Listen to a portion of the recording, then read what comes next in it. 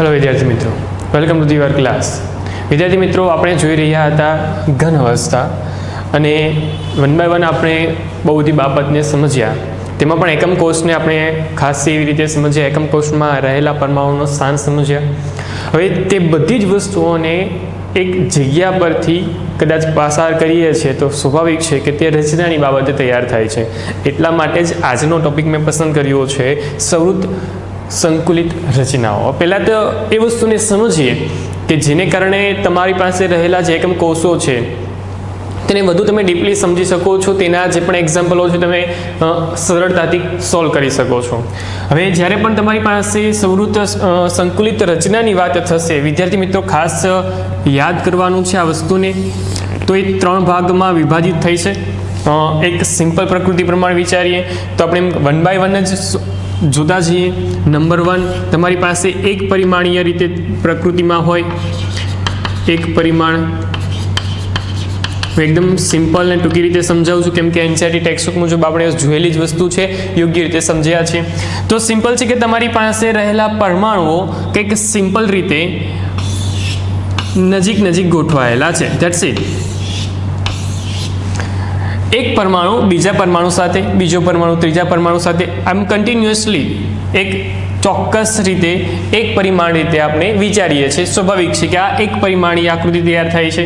આ એક પરમાણુ હોય તો એ બીજા 2 પરમાણુ સાથે કોન્ટેક્ટમાં છે, ટચમાં છે। એવી રીતે જો આ પરમાણુ કહું તો એક આ તરફનો એક આ તરફનો, કન્ટિન્યુઅસલી 2 પરમાણુ સાથે ટચમાં રહેલા છે। આ સિમ્પલ પ્રકૃતિ છે, કોઈ પ્રકારની ડિફિકલ્ટી નથી। હું આગળ વિચારું તો હવે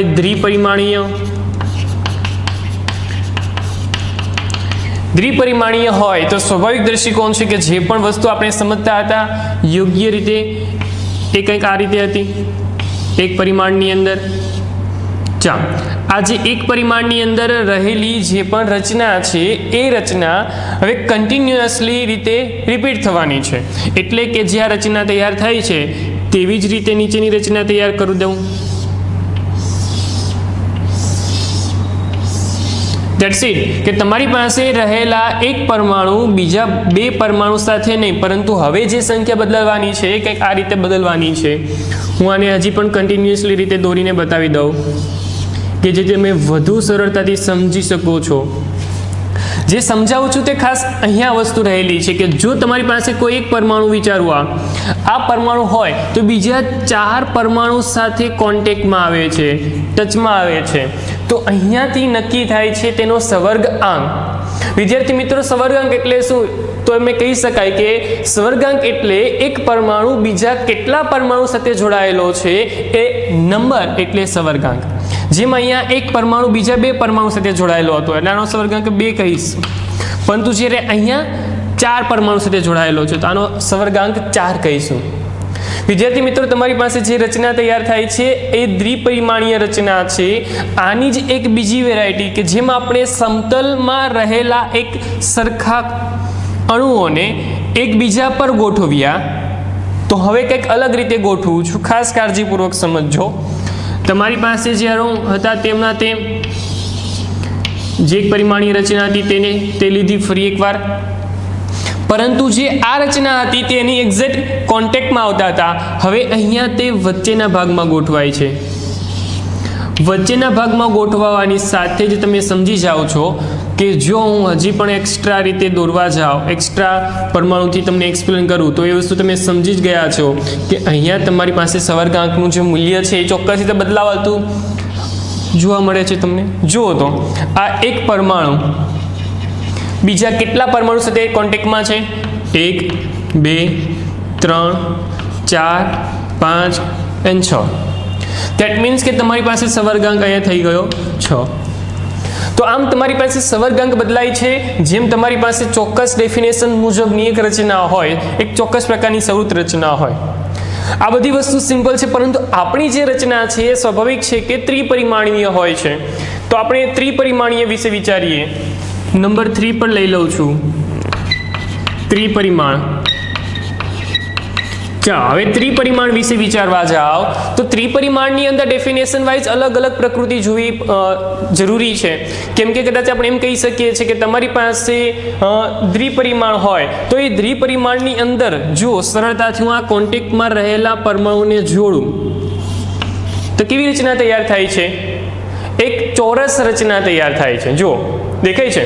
અને એવી જ રીતે અહીંયા જો પરમાણુને જોડી દઉં તો તે ષષ્ઠકોણીય રચના તૈયાર કરે છે,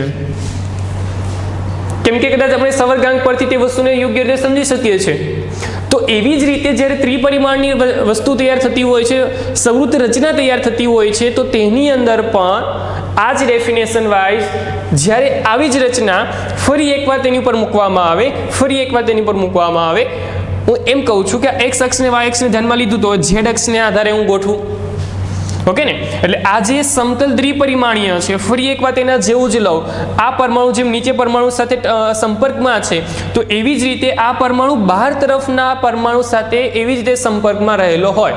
ધેટ મીન્સ કે તમારો સાદો સમઘન જે તૈયાર થતો હતો એ સમઘનની જે પણ રચના તૈયાર થતી હતી તેવી રચના કે જેની અંદર તમે સરળતાથી એમ કહી શકો છો કે પરમાણુઓ એકબીજાને કોન્ટેક્ટમાં છે. હું પરમાણુને એકદમ નાના અને સૂક્ષ્મ દર્શાવું છું, જેમ આપણે આગળના ભાગોમાં સમજી ગયા. હું એક એક્ઝામ્પલ દ્વારા સમજાવવા માંગીશ આને કે આ જે ત્રિપરિમાણીય રચના છે એ ત્રિપરિમાણીય રચનાની અંદર હું એમ કહીશ કે તમારી પાસે જે પહેલું સમતલ જે છે એ પાછળ તરફના છે 4 પરમાણુ, 1 2 3 4.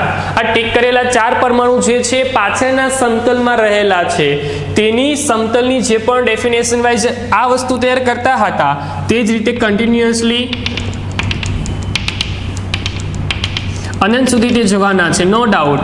પરંતુ તેની સાથે સાથે મેં ફક્ત હાઇલાઇટ કરેલો ભાગ આ 4 પરમાણુનો છે તેવી રીતે વિચારવાનું છે આપણે. તેની સાથે સાથે આ ઉપરની બહારની સમતલમાંથી પણ એક આના જેવું જ એક સમતલ ટચ કરાવ્યું, પરંતુ ફરી એકવાર એ જ કહીશ કે આ જે સંપર્ક કર્યો છે તેવી રીતે સંપર્ક કરાવ્યો છે મેં અહીંયા. ધેટ મીન્સ કે તમારી પાસે જ્યારે અહીંયા પરમાણુની ગોઠવણી કરતો હતો તેવી જ રીતે ત્યાં પરમાણુની ગોઠવણી કરું છું.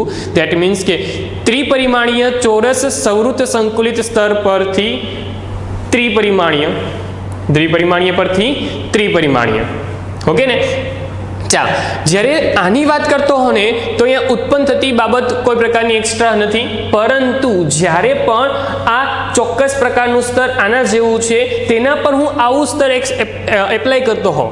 ધેટ મીન્સ કેમ કહેતો હો કે તમારી પાસે જે પણ આ વચ્ચેનો ભાગ જે છે તેના પર પરમાણુ સેટ કરી દઉં, જેમ અહીંયા વચ્ચેનો ભાગ છે તેના પર એક પરમાણુ સેટ કરી દઉં, તો અહીંયા સંવૃત્ત રચના આખી બદલાઈ જાય છે, પણ એ છે ત્રિપરિમાણીયની અંદર જ.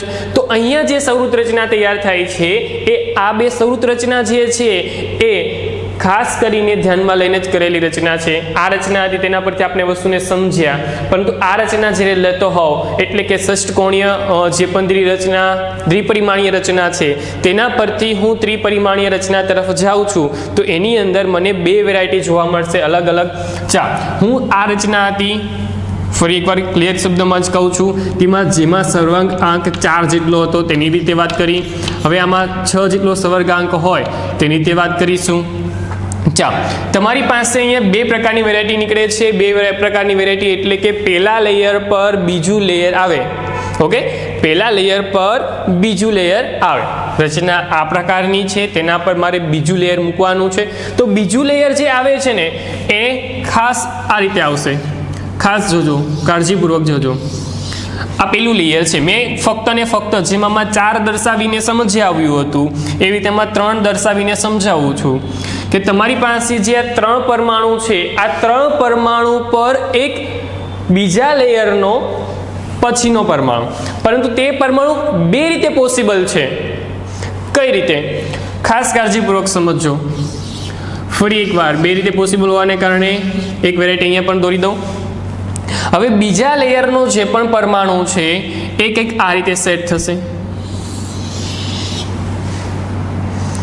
બાજુનો પરમાણુ કન્ટિન્યુઅસલી, આ બાજુનો પરમાણુ કન્ટિન્યુઅસલી, નીચેનો પરમાણુ એવી જ રીતે.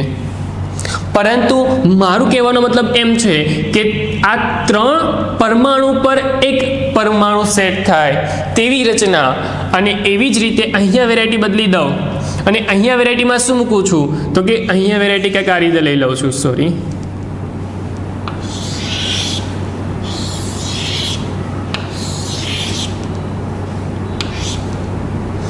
અને અહીંયા તમારી પાસે એક નાનો એવો ભાગ તૈયાર થાય છે. એ ભાગ એટલે કે અહીંયા રહેલો આ એલોઇસ ભાગ દોરું છું તે, અને એવી રીતે અહીંયા રહેલો આ ભાગ, જે આ ભાગ તૈયાર થાય છે ને 4 પ્રકારના અણુઓને કારણે તૈયાર થાય છે, એટલા માટે તેને ચતુષ્ફલકીય છિદ્ર નામ આપ્યું. જ્યારે આ ભાગ તૈયાર થાય છે એમાં 6 પરમાણુ રહેલા છે અને તેની વચ્ચે એક ચોક્કસ પ્રકારનું છિદ્ર તૈયાર થાય છે, જેને આપણે કહીએ છીએ અષ્ટફલકીય છિદ્ર. વિદ્યાર્થી મિત્રો, અહીંયા આ વસ્તુ બહુ જ અગત્યની છે, ચતુષ્ફલકીય છિદ્ર અને અષ્ટફલકીય છિદ્ર. જ્યારે પણ આ બે નામ તમને ક્લિયર થાય છે મગજમાં કે કઈ રીતે તૈયાર થાય છે, તો ડેફિનેશન વાઇઝ ફરી એકવાર તેને અલગ રીતે રચના એક્સપ્લેન કરવા જાઓ તો એમ કહીશ કે તમારી પાસે કોઈ એક પરમાણુ જે છે એ બીજા 2 પરમાણુ સાથે કોન્ટેક્ટમાં આવીને એક ચોરસ રચના તૈયાર કરે છે. ઓકે, અને બીજા પરમાણુની એટલે કે બીજા લેયરની અંદર આ પરમાણુ રહેલો છે, જે મેં આમાં દોર્યું હતું તેજા દોર્યું છે, પરંતુ એક દોરવાની રીત કંઈક અલગ છે. સ્વાભાવિક દ્રષ્ટિકોણ, જોવાની રીત અલગ છે, તો સમજીને થોડુંક કામકાજ વિચારવું અને ત્યારબાદ આગળ વિચારીએ. તો આ જે ભાગ તૈયાર થાય છે એની અંદર કદાચ હજી પણ તમને નહીં સમજાય એ આકૃતિને ઊભી કરી દઈએ કે જેથી વધુ સમજાય. તો આ જ આકૃતિને ફરી એકવાર દોરું છું. 3 પરમાણુ અને ઉપરના ભાગમાં રહેલો એક પરમાણુ કે જે બીજા લેયરનો છે. હવે આને હું જોડી દઉં તો હવે જોડતા તેની રચના આ રીતે થશે.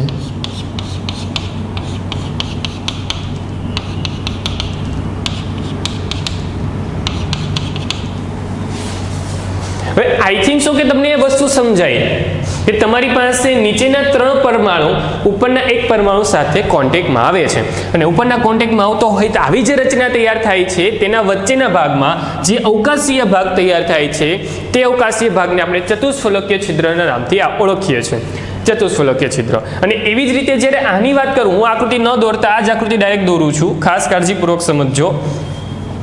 3 પરમાણુ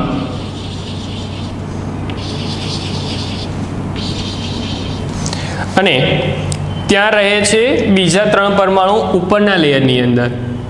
તો જેમ અહીંયા દોર્યા હતા તેવી જ રીતે ચાલો હવે અહીંયા આખી ડેફિનેશન વાઇઝ પ્રકૃતિ અલગ તૈયાર થાય છે. પ્રકૃતિમાં રહેલા પરમાણુને જોડું તો પ્રકૃતિમાં રહેલા પરમાણુને જોડતા ડેફિનેશન વાઇઝ આવી રીતે જોડું છું, ખાસ કાળજીપૂર્વક સમજજો.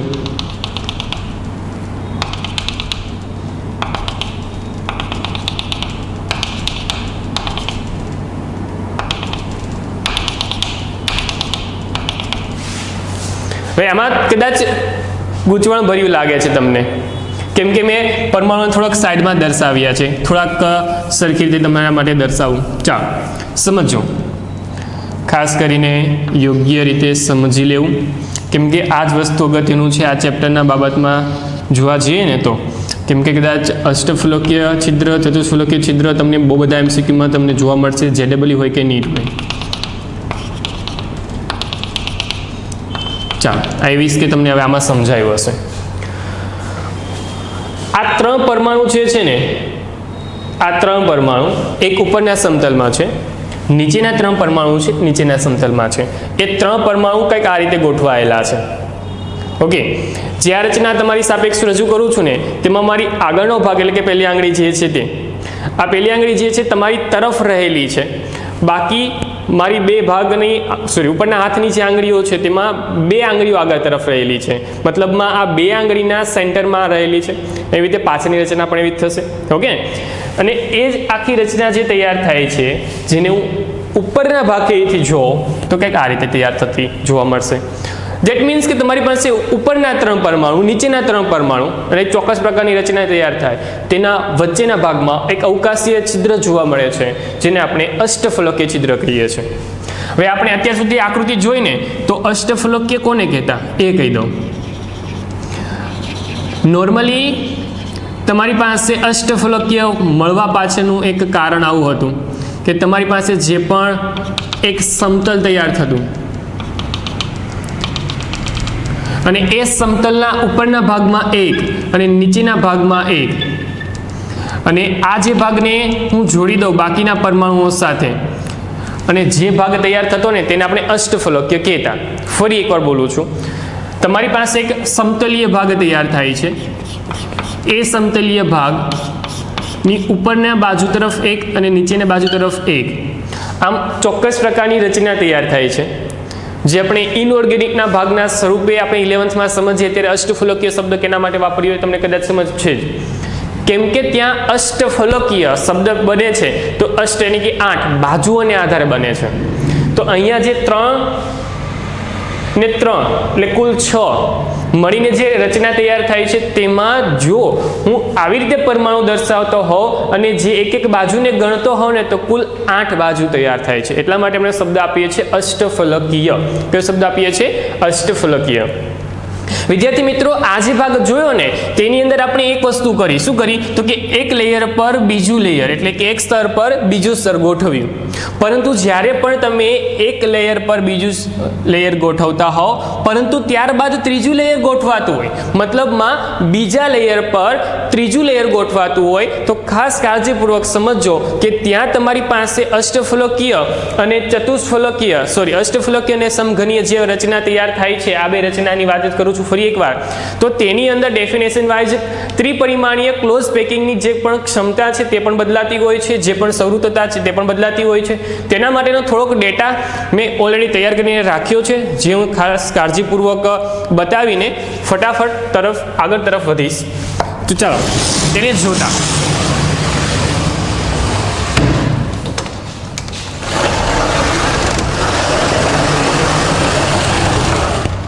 ચાલો, તમારી પાસે અમુક માહિતી મેં તમને દર્શાવીને આપી છે, ત્રિપરિમાણીય રચના. હવે શું કરું છું, ખાસ કાળજીપૂર્વક સમજાવું છું કે તમારી પાસે જે રચના છે, પહેલી રચના છે બીસીસી પ્રકારની છે, અમુક રચના એવી છે કે જે સીસીપી અથવા તો એફસીસી પ્રકારની છે, તમને ફૂલ ફોર્મ આવડે જ છે નો ડાઉટ, અને એવી જ રીતે એક રચના છે એચસીપી પ્રકારની રચના છે. તમને આકૃતિ વાઇઝ બધી વસ્તુ તમને ટેક્સ્ટબુકમાં આપી જ છે, નો ડાઉટ જોતા જવું, અને એ ટેક્સ્ટબુકનો ઉપયોગ અહીંયા પણ કરવો.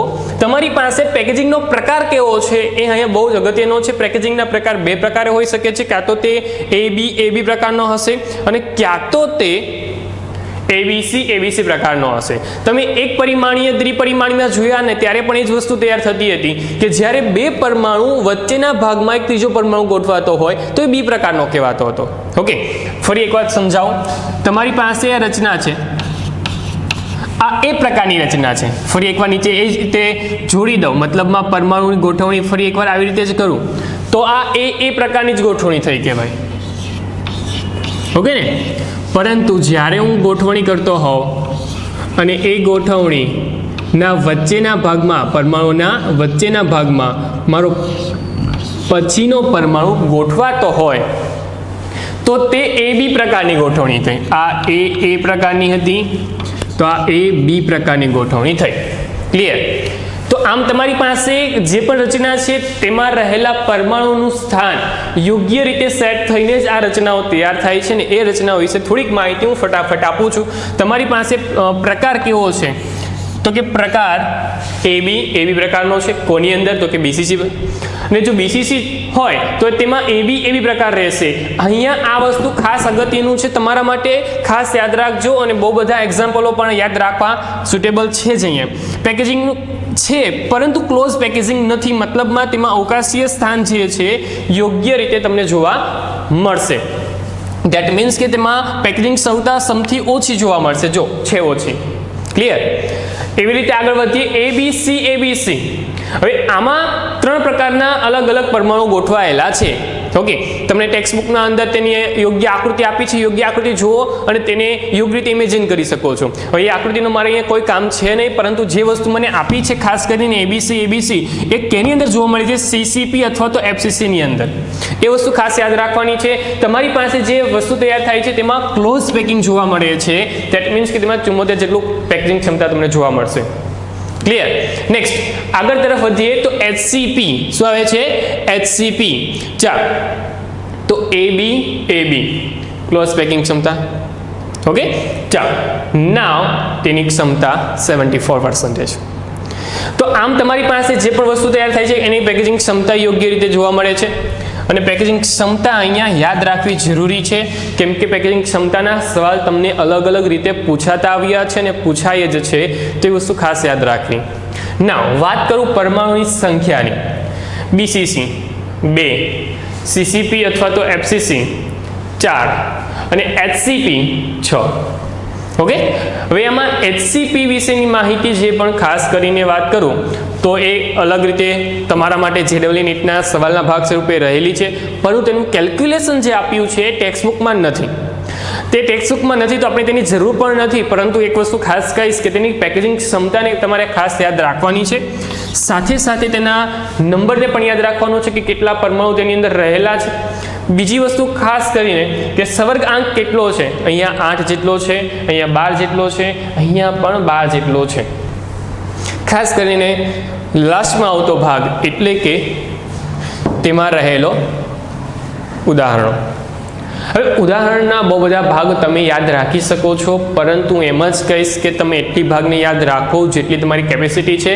ધેટ મીન્સ કે તમે મેક્સિમમ વસ્તુ યાદ રાખો, કેમ કે આમાં બહુ બધા એક્ઝામ્પલો એવા છે. મેં તમને આગલા પણ ભાગમાં 2 કોષ્ટક બતાવ્યા છે, જેમાં ખાસ કરીને એમ જ કહીશ કે જેટલે પણ ઉદાહરણો તમે યાદ રાખી શકો છો તેને મેક્સિમમ યાદ રાખો, કેમ કે જેમાં વસ્તુ જ અહીંયા બને છે કે જેમાં નાના નાના સવાલ, ખાસ કરીને નીટના જો સવાલ પૂછતો હો તો આમાંથી કોઈ એક્ઝામ્પલ મૂકી દેશે ને પછી એમ કહેવામાં આવશે કે તેમાં સવર્ગાંક કેટલો છે. ઓકે ને? હવે આપણે ખબર જ હતી, એક્ઝામ્પલ તરીકે એમ કહી દઉં કે ચાલો એફી છે. નીટનો સવાલ તમને એવી રીતે પૂછાય કે એફીનો સવર્ગાંક જણાવો, તો આપણે સમજ જ ન હોય કે એફી કયા ભાગમાં આવે છે, કઈ પ્રકારની સૌથ રચના ધરાવે છે. ધેટ મીન્સ કે અહીંયા તમે સોલ્વ કરવા માટે એબલ રહેતા નથી. ધેટ મીન્સ કે તમારી પાસે અહીંયા આવડવા માટે અથવા તો સોલ્વ કરવા માટે એફઈ એ બીસીસીની અંદર જોવા મળે છે. એબી પ્રકારની રચના ધરાવે છે. સવર્ગાંક કેટલો છે? તો કે 8 જેટલો છે. આ વસ્તુ ક્યારે જ આવડે? જ્યારે તમે એના યોગ્ય એક્ઝામ્પલોને યાદ રાખ્યા હશે ને ત્યારે જ. ઓકે વિદ્યાર્થી મિત્રો, તો આ જે ભાગ તૈયાર કરીને આપણે જોયો, સમજ્યો, તેમાં નોર્મલ અને બેઝિક વસ્તુ એ જ હતી કે તમારી પાસે જે રચના છે ને તેને સમજો, આમાં સવર્ગાંક શું છે તેને સમજો, કેમ કે સવર્ગાંકને ધ્યાનમાં લઈને અથવા તો તેની રચનાને ધ્યાનમાં લઈને બહુ બધા સવાલો પૂછાય છે. ફરી એકવાર એમ જ કહીશ કે ખાસ કરીને પેકેજિંગ ક્ષમતા વિશેના સવાલો તમને જે એનસીઆરટી મુજબ જોવા જઈએ, બોર્ડ મુજબ જોવા જઈએ તો તેની અંદર સવાલની આખો ડિટેલમાં પૂછાય છે પેકિંગ ક્ષમતાની કેલ્ક્યુલેશન સાથે જ, પરંતુ અહીંયા આપણે જરૂરી છે તેનો એક નંબર અને યસ ખાસ કરીને એ નંબર સાથે સંકળાયેલી અમુક નાની બાબતો જેને આપણે નેક્સ્ટ લેક્ચરની અંદર જોઈશું. પરંતુ ફરી એકવાર એ જ કહીશ કે જે પણ એક્ઝામ્પલો છે તેને મેક્સિમમ રીતે યાદ રાખો.